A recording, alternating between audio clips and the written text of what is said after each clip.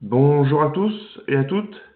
Donc Sébastien Duvilleroy, chargé d'animation de réseau au pôle ENC2. Donc bienvenue à ce nouveau web café. Peut-être le premier pour vous, ça dépend des participants, je pense. Aujourd'hui consacré au télétravail, comment mieux s'organiser collectivement. Et donc on accueille Sidonie Kiel de l'ARACT, Pays de la Loire. Donc l'ARACT qui est l'association régionale pour l'amélioration des conditions de travail.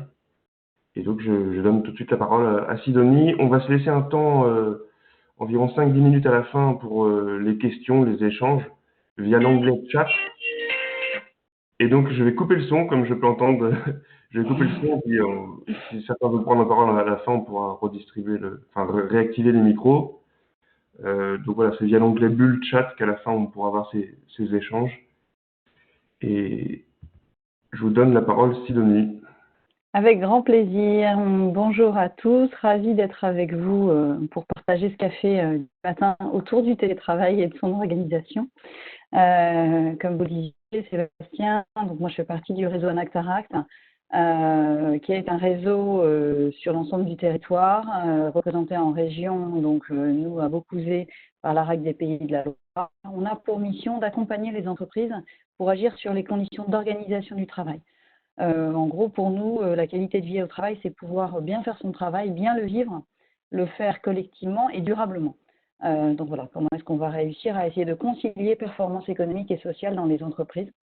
Et pour ça, effectivement, on a un certain nombre de méthodes, dont celle de la concertation et du collectif, pour pouvoir expérimenter et outiller sur des thématiques qui peuvent être émergentes. Celle du télétravail, c'était le cas. Et là, on est un peu plongé sous les feux de la rampe, on va dire, pour ces questions effectivement de télétravail.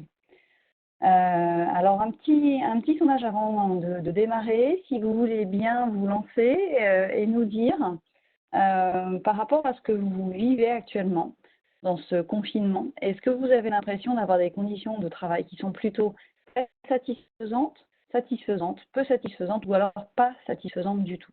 Je vous laisse quelques secondes pour répondre à ça.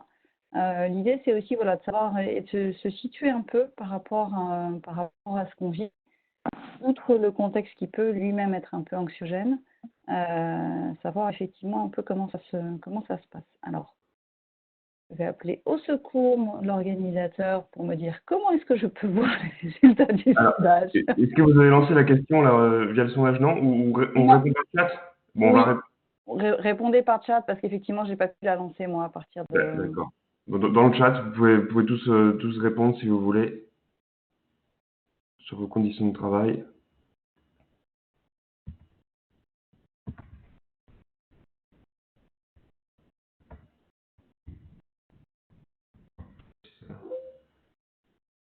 Je donne un exemple. Ah ouais, pour vous, elles sont satisfaisantes? Voilà. Plutôt satisfaisantes également, dans ce que je vois.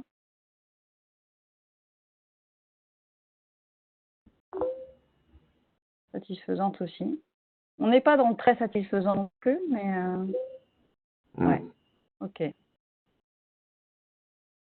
Bon, c'est plutôt positif dans ce qu'on entend. Hein, et très fatigant, en revanche, effectivement. Ah, peu satisfaisant. Peu satisfaisant, ok. Alors, avec plaisir pour en rediscuter et que vous puissiez prendre la parole et nous dire justement pourquoi est-ce que vous avez ce sentiment que c'est peu satisfaisant ou insatisfaisant en tout cas.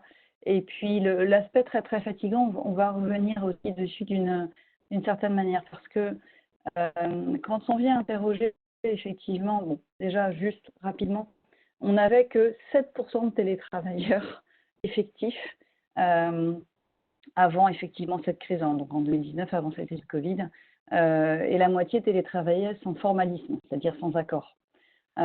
Évidemment que là, les choses ont bougé, et même si c'est effectivement, ça porte le nom de télétravail, on est plutôt dans un travail à distance un peu imposé, et pas dans les conditions optimales, bien sûr, hein, du télétravail. Maintenant, quand on pense télétravail et quand on pense travail à distance, on a 5 dimensions pour nous, dans le réseau, fondamentales à aller explorer. Les questions des espaces et des lieux, l'articulation des temps, la question évidemment des outils et des outils numériques, forcément pour pouvoir réussir à être connectés les uns avec les autres, l'aspect de la coopération et du collectif, et puis un dernier aspect sur le management. Et c'est réussir à imbriquer et articuler ces différentes dimensions qui va permettre effectivement d'avoir un bon vécu de son travail à distance. Et là encore, je vous ai évoqué tout à l'heure l'aspect de la concertation. Pour nous, pouvoir bien s'organiser, c'est forcément une organisation qui repose sur le collectif. Donc ça veut dire faire un aller-retour effectivement entre la perception des collaborateurs, leurs attentes, mais aussi effectivement l'aspect de tout ce qui va pouvoir être dit prescrit, les attendus des clients, de la direction, et réussir à concilier, à s'en concerter pour avoir une organisation qui permette à la fois de bien vivre son travail et aussi de bien le faire. Donc on va rentrer un petit peu dans le détail, j'ai essayé de passer vite pour vous laisser aussi du temps après pour qu'on puisse échanger. Mais déjà sur l'aspect de l'espace et des lieux de travail, c'est en ça que je disais qu'on n'est pas, nous, là, dans des conditions idéales sur le télétravail, parce que typiquement, on n'a pas eu le temps de s'organiser, peut-être de trouver effectivement cet espace un peu isolé, même s'il est temporaire. On n'a peut-être pas pu effectivement tester la connexion comme on aurait voulu avant. On n'a pas pu prévoir les équipements spécifiques. On a aussi le fait que tout simplement à la maison, on n'est pas forcément seul. Qu'il peut y avoir des enfants qui travaillent, on peut avoir effectivement des parents qu'on a accueillis et ainsi de suite. Donc ça vient aussi un peu perturber. Mais d'une manière générale, quand on se lance dans le télétravail, essayez d'avoir effectivement un espace qui puisse être relativement calme, soigner l'ergonomie de cet espace-là, bien évidemment, suivre effectivement après pour le manager les contextes spécifiques des uns et des autres, et pourquoi pas essayer de prévoir des équipements spécifiques. Donc, premier pavé, les espaces et lieux de travail. Deuxième pavé, l'organisation du temps. Et ça, effectivement, c'est très compliqué parce que on se retrouve dans ce contexte encore plus de crise et de confinement avec des frontières qui sont complètement brouillées entre la vie professionnelle et la vie personnelle. Donc, quelques astuces. Essayez de prévoir des plages horaires de disponibilité collective. On peut adapter en fonction effectivement des problématiques des uns et des autres. Ça veut dire qu'on arrive à définir à quel moment on est joignable ou sous quel temps de réponse on va pouvoir se reconnecter. Ça peut être aussi quelque chose de plus simple éventuellement à gérer les uns pour les autres. Je prends l'exemple que nous on vit par exemple dans notre structure à l'ARACT. On a 2 collègues qui nous ont dit écoutez, honnêtement, nous le matin on est plutôt très très performants. En revanche, clairement, entre midi et 15h30, on n'est pas capable de faire grand-chose. Donc, on préfère ne pas être connecté à ce moment-là, mais en revanche, on sera connecté un peu plus tard. Une fois que les choses sont annoncées, ça permet là aussi, effectivement, de mieux s'organiser et de pouvoir concilier les impératifs aussi des uns et des autres. Quand on a les moments où, par exemple, si on a des enfants qui sont à l'école et qu'on a effectivement à gérer aussi cette nouvelle charge qui est celle d'une charge éducative, à la maison en tout cas, c'est de se dire, voilà, peut-être que le temps de classe, il se fait à un certain moment et c'est clairement annoncé pour les collègues avec lesquels on travaille et pourquoi pas aussi les clients qu'on peut avoir virtuellement en ligne. Derrière, effectivement, ça interroge la question du droit à la déconnexion, on reviendra dessus, mais rappeler effectivement le cadre du temps de travail, être exemplaire sur les limites horaires en tant que manager, mais aussi effectivement les uns vis-à-vis des autres, ne pas exiger effectivement des temps de réponse qui sont trop intenables, encourager si on peut une articulation des temps équilibrée au sein des familles, ça veut dire qu'effectivement, ce n'est pas forcément madame qui va faire la classe et monsieur qui télétravaille ou inversement. Et puis, essayer de s'aménager des marges de manœuvre avec les clients et les fournisseurs. Ça veut dire qu'eux aussi sont dans un contexte un peu différent. Alors, là, dans ce contexte de crise, mais quand on est en télétravail classique, ils peuvent aussi entendre qu'à un moment donné, vous n'êtes pas disponible sur ce sujet-là ou que vous allez avoir des impératifs effectivement à mener et poser la question, simplement, effectivement, discuter avec eux, ça permet de trouver des marges de manœuvre qui ne sont pas forcément des marges de manœuvre en interne dans les structures, mais aussi en intégrant son écosystème qui va être prégnant sur les conditions de réalisation du travail. Donc, première brique, les espaces. Deuxième brique, le temps. Troisième brique, l'usage des outils numériques. Alors, je vais pas vous faire l'affront de me prétendre spécialiste là-dessus, Mais il y a eu une conférence très intéressante sur le Web Café de la semaine dernière, sur notamment effectivement l'usage collaboratif des outils numériques. Effectivement, l'idéal, c'est d'avoir pu tester son matériel ou les solutions proposées avant. Mais ça peut être aussi l'occasion actuellement d'aller explorer des nouveaux outils, essayer de favoriser, comme nous a dit l'intervenante la semaine dernière, essayer de favoriser au maximum le 100% web. Je sais qu'on a tous du mal aussi à y être complètement, mais ça peut être l'occasion aussi de former les collaborateurs à distance pour favoriser effectivement un transfert de compétences sur ces questions du numérique, rappeler les règles de sécurité informatique essentielles, et puis je dirais surtout sur les outils numériques, s'interroger de quel outil on a besoin pour faire quoi et avec qui. Vous n'allez pas utiliser les mêmes outils si c'est pour essayer de faire un brainstorming à distance, si c'est pour échanger des idées, si c'est pour construire une ingénierie et ainsi de suite. D'accord ? Donc, bien s'interroger sur de quoi on a besoin et qu'est-ce qu'on veut en faire. Après, bien valider aussi la maîtrise que chacun peut avoir de ces différents outils. Donc, après, effectivement, nos espaces, notre organisation du temps, l'aspect des outils, le collectif de travail, c'est effectivement quelque chose qui est très chamboulé, je dirais, avec ce côté télétravail. On dit, nous, que le télétravail, dans ces cas-là, c'est le groupe. C'est-à-dire que tout ce qui fonctionnait bien quand on était en présentiel continuera à bien fonctionner à distance. En revanche, tout ce qui pouvait commencer à gripper, que ce soit sur le collectif ou vous verrez après sur l'aspect du management, il y a un effet révélateur du télétravail. Donc, tout va être finalement augmenté. Alors, comment est-ce qu'on peut essayer de maintenir le lien, l'inclusion et la coopération à distance ? La première des choses, c'est d'essayer de mettre en place et d'animer une communauté qui soit virtuelle. Donc, ça veut dire effectivement avec quels outils, pour quel usage.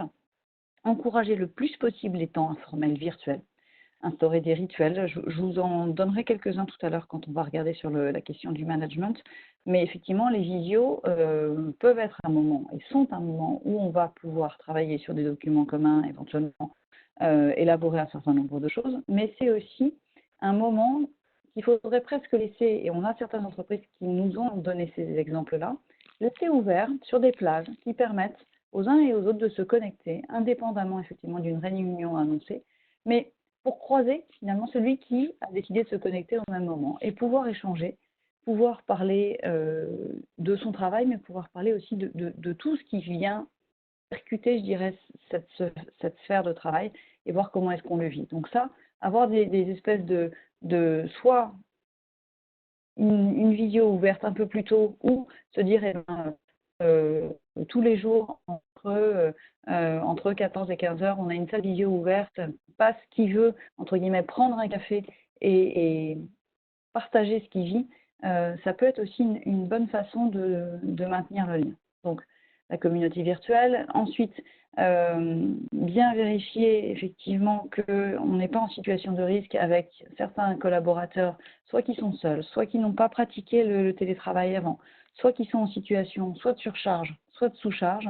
Ça, ce sont des éléments qui vont permettre aux managers et au collectif de détecter tous ces signaux faibles qu'on n'a plus finalement quand on est à distance.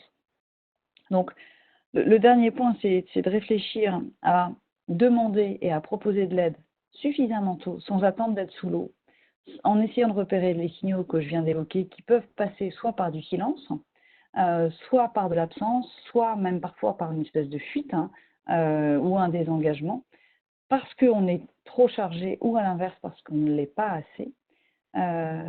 Et là encore, la difficulté qu'on a quand on est à distance, c'est qu'on n'a pas le retour son.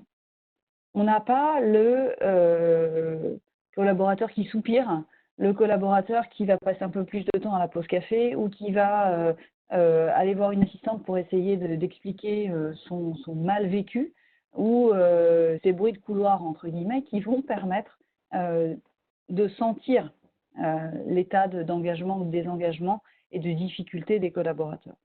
Alors là aussi, petite astuce que nous, on mettait en place déjà avant le télétravail, en période de confinement, j'entends, c'est ce qu'on appelle le diagnostic photo. C'est de dire, eh bien, écoutez, aux collaborateurs, une fois par semaine, si vous avez envie, prenez en photo une situation que vous vivez, et que ce soit une situation qui vous apporte du bien-être, ou une situation qui soit un peu difficile à vivre, ce que nous on appelle les situations problèmes. Et vous verrez, ils sont très, très inventifs pour, à travers une image figée, faire remonter leur vécu.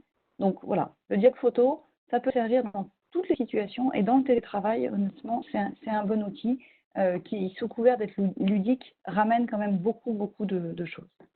Donc, je vous ai parlé des espaces, je vous ai parlé des lieux, je vous ai parlé des outils. On a parlé là du collectif de travail. Le dernier pavé, c'est le pavé du management.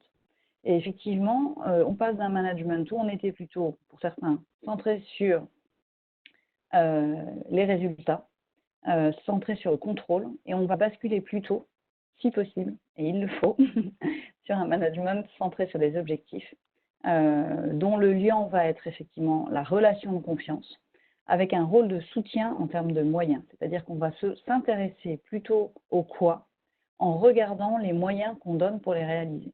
Et on n'est plus dans un suivi au temps passé, on n'est plus dans un suivi de marquage entre guillemets à la culotte, mais plutôt de permettre de dire, voilà, ce sur quoi on va avoir besoin de se réorienter, de prioriser, d'avoir des temps d'échange, voilà les moyens qui sont mis à disposition, voilà comment on va arbitrer, et voilà comment est-ce que le manager va pouvoir soutenir effectivement tout ça. Ça va nécessiter évidemment, pendant la période de télétravail et pendant l'après-télétravail, de faire un bilan de ce qui sera vécu par les collaborateurs. Mais la partie management, je vais la développer un petit peu plus, vous allez voir, parce qu'à l'intérieur de ces questions de management, ça vient interroger aussi un certain nombre de points de divergence, je dirais, avec du management classique. Alors, autre petit sondage, je n'arrive toujours pas à aller sur l'onglet sondage, donc je vais vous laisser répondre par chat. Selon vous, en fonction de ce que vous vivez, en fonction des 5 dimensions que j'ai pu présenter, laquelle pour vous devrait être, en ce qui concerne votre situation, plus pris en charge, prise en compte pour améliorer vos conditions de travail? En gros, où est-ce que ça coince? Est-ce que c'est sur l'aspect des espaces et des lieux, de l'articulation des temps, des outils, du collectif ou du management? Dites-moi, les espaces et les lieux. Ouais. Les temps, ok. Le collectif, ouais. Les espaces et les lieux à nouveau. Alors peut-être aussi, voilà, la question du management, peut-être aussi parce que ça n'a pas pu être anticipé avant. Le collectif à nouveau qui revient, ouais.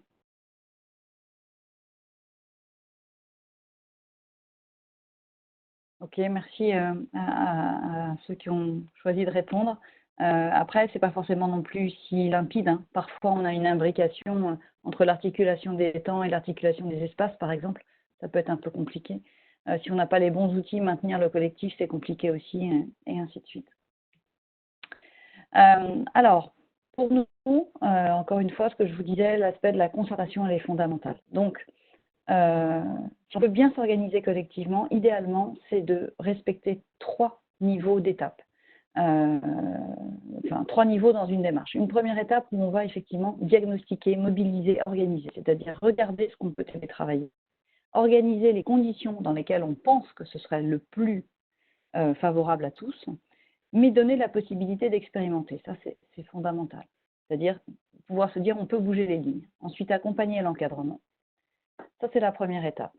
Parce que l'encadrement, pour certains, n'avait jamais été confronté au télétravail. Donc, ne pas négliger ça, ce sont des collaborateurs qui eux-mêmes télétravaillent, mais qui ont aussi besoin d'être soutenus par rapport à ça. Deuxième étape, suivre et ajuster, c'est-à-dire permettre les remontées par les collaborateurs de ce qu'ils vivent, apporter un support aux managers et à leurs équipes et identifier les ajustements. Et troisième étape, c'est préparer aussi le demain, parce qu'on espère que la date du 11 mai ne sera pas repoussée et que probablement un certain nombre de structures vont pouvoir redémarrer. Donc, comment on tire les enseignements de cette situation de crise? Qu'est-ce qu'on a pu changer peut-être dans son management? Comment on anticipe la mise à plat de notre organisation? Et comment est-ce qu'on va pouvoir transférer ça après sur le télétravail? Mais revenons aux questions du management à distance, dans ce que ça va percuter ou chambouler par rapport à une organisation managériale classique. Vous voyez, nous, on présente ça sous forme de cycle, c'est-à-dire que d'une part, il va nous falloir réfléchir aux activités et aux objectifs. Ensuite, pouvoir organiser le travail et réguler cette charge de travail. Là encore, le travail du manager va être de favoriser la coopération et de maintenir le collectif en utilisant effectivement de bons outils pour diffuser l'information. Et un dernier élément très important, favoriser et être très vigilant sur l'aspect du feedback et de la reconnaissance. C'est-à-dire, d'une part, être capable de valider et verrouiller que le collaborateur a bien compris ce qui lui est demandé, et à l'inverse, de pouvoir reconnaître le travail qui a pu être accompli, les difficultés qui ont pu être vécues, et ainsi de suite. Et tout ça, pour que tout ça fonctionne, l'élément de la confiance, il est indispensable. Alors, effectivement, la confiance, ça ne se décrète pas. Effectivement, la confiance, ça se cultive. Il faut un certain nombre d'éléments pour que la confiance, elle soit bien là. Que ce soit effectivement par rapport aux tâches qui sont réalisées, que ce soit par rapport au vécu de l'individu, que ce soit par rapport à la légitimité qu'on va lui accorder, ça se tisse. Mais une fois de plus, c'est un préalable aussi pour pouvoir travailler à distance. Alors, j'ai un certain nombre d'éléments, mais comme on va essayer de bien respecter le timing, je vais passer vite. Vous pourrez les regarder sans souci dans la présentation qu'on va vous transmettre, mais sur définir les activités et les objectifs, c'est regarder effectivement ce qui est télétravaillable sans penser, je dirais, logique métier. C'est pas de se dire une assistante ne peut pas télétravailler. Non, une assistante peut télétravailler maintenant. Qu'est-ce qu'on a dans ces activités de travail qui est télétravaillable? Voilà. Donc bien réfléchir activité et pas métier. Donner du sens, c'est-à-dire pouvoir recentrer aussi les objectifs, les priorités, les attendus, pour pouvoir effectivement, là, dans cette continuité de l'activité, mettre les moyens à disposition et la bonne organisation qui va bien, et permettre aussi à chacun de bien définir un reporting utile et responsabilisant. Deuxième point, la charge de travail. C'est effectivement regarder en fonction des symptômes, agir, parce que ça va être délétère et ça va venir percuter à la fois le collectif à travers sa santé, les pénibilités, et aussi à travers la performance de l'entreprise.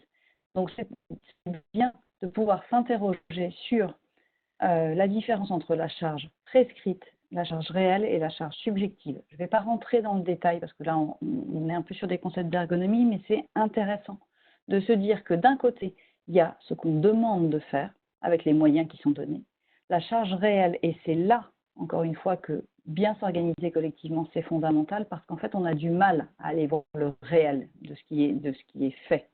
Donc, comment est-ce qu'effectivement on va vivre, comment est-ce que ce travail va être effectué avec toutes les difficultés, effectivement, d'une densification, d'une hyperconnexion, d'une fatigue qui va être là et qui va être ressentie en plus dans la charge subjective. C'est-à-dire qu'en plus, le fait d'être isolé, d'avoir cet état anxiogène, ça vient encore plus amener un vécu qui peut être difficile. Voilà. Donc, bien s'interroger sur ces trois niveaux-là et aussi faire remonter le vécu des collaborateurs. Alors, la réunion en visio, je voulais juste vous en parler rapidement parce que, évidemment, ça a littéralement explosé. L'idée, c'est de pouvoir, en amont de la réunion, planifier effectivement tout ce qu'on va traiter, créer du lien en ouvrant la réunion en avance, c'est ce que je vous disais juste avant, envoyer le plus possible en amont les documents qui vont être traités, limiter le nombre de participants et instaurer un certain nombre de règles, d'accord, pour que les gens puissent communiquer bien les uns avec les autres et avoir des réunions relativement courtes, mais peut-être plus fréquentes, en garder évidemment des traces, valider pendant ce moment de réunion les prochaines étapes, et là encore, redonner du feedback, c'est-à-dire remercier, communiquer à tous et dire « Ok, voilà où on en est dans notre avancée ». Il y a plus de points à aller creuser, bien évidemment, mais là, c'est quelques focus que je vous donne. Sur l'aspect feedback et reconnaissance, c'est de s'interroger là aussi sur les attendus, sur la disponibilité, la contribution de chacun, préciser les indicateurs d'avance, d'accord, et faire des bilans d'étapes sans attendre effectivement que la personne soit dans une difficulté, et bien penser aux différents niveaux de reconnaissance qu'on peut avoir, au-delà des succès, qui sont des reconnaissances à travers le travail, c'est-à-dire mettre en avant le travail de quelqu'un, au niveau du parcours, c'est-à-dire peut-être lui donner la possibilité d'accéder à un certain nombre de formations. Et puis, la reconnaissance, on la trouve aussi dans les relations avec les pairs, relations avec les clients, avec les fournisseurs éventuellement.